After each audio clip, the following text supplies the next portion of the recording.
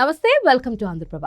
లోక్సభ ఎన్నికల వేళ రాజకీయ నాయకుల వారసులు బరిలో నిలవాలనుకునే ఆశావాహులు ఒక్కొక్కరిగా బయటకు వస్తున్నారు. ఇప్పటికే ఖమ్మం నుంచి పోటీ చేయాలని డిప్యూటీ సీఎం బట్టి విక్రమార్క సతీమణి బట్టి నందిని, మంత్రి పొంగులేటి సోదరుడు తీవ్ర ప్రయత్నాలు చేస్తున్నారు. ఈ క్రమంలో మరో వ్యక్తి తెర మీదకు వచ్చి భువనగిరి నుంచి పోటీ చేయాలనుందని మనసులో మాట బయటపెట్టారు. కోమిటిరెడ్డి అంటే ఒక బ్రాండ్.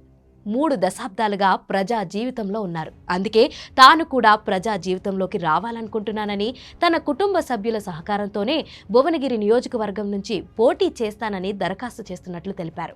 కోమిటిరెడ్డి సోదరులు పెద్ద అన్న అయిన కోమిటిరెడ్డి మోహన్ రెడ్డి కుమారుడే పవన్ రెడ్డి రాజకీయాల్లోకి రావాలని ఆరాటపడుతున్నారు. భువనగిరి కాంగ్రెస్ కు కంచుకోట అని, తనకు టికెట్ ఇస్తే భారీ మెజారిటీతో గెలుస్తానని చెప్పారు. ఇప్పటికే భువనగిరి నుంచి 2009లో కోమిటిరెడ్డి రాజగోపాల్ రెడ్డి, 2019లో కోమిటిరెడ్డి వెంకటరెడ్డిలు ఎంపీలుగా విజయం సాధించారు. ఈ పార్లమెంట్ నియోజకవర్గంలో కోమిటిరెడ్డి బ్రదర్స్ కు గట్టి పట్టు ఉంది. ఇక్కడి నుంచి కోమిటిరెడ్డి కుటుంబానికి బలమైన క్యాడర్తో పాటు బలమైన బంధువర్గం ఉంది.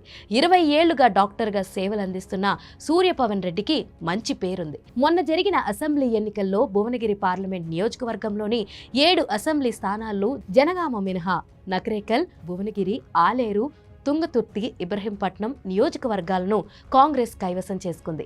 ఈ నేపథ్యంలో పవన్ రెడ్డి భువనగిరిపై కన్నువేశారు.